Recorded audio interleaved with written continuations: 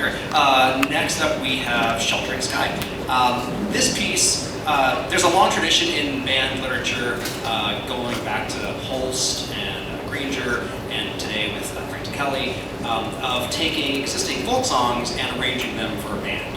And what I wanted to do is write a piece sort of like that where it would basically sound like existing folk songs, but I would end up being the one writing the tunes, but it would sound hopefully like existing tunes. Like, oh, I've probably heard that tune before, I just can't replace it. The idea was I would write the tunes and then set them in my weird harmonic language, which is not actually that interesting of an idea. And so I wrote this piece, and it's like slow and pretty, and like 5 minutes long, and I thought, that's it, I did my thing. And it's not really about anything. Like, a lot of pieces are just, music. And so I wrote it that way, and the piece has since taken on a completely different identity, to me at least, because of circumstances that were completely out of my control. So, oh, that's very dramatic.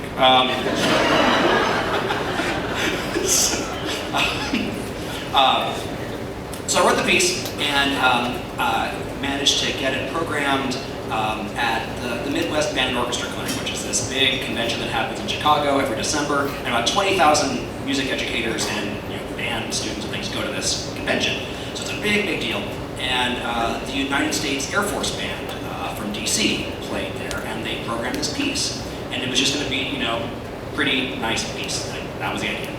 But then, 1 or possibly 2 days before the concert, there was the big shooting at Sandy Hook Elementary School in Connecticut, and where a lot of elementary students were killed, and teachers.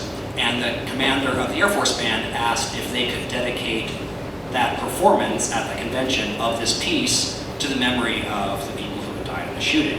And I said, of course, that's an incredible honor that he would even think of doing that with my piece. And he said, once we do that, your piece becomes a different piece, because the people who are in the audience are going to now associate it with that.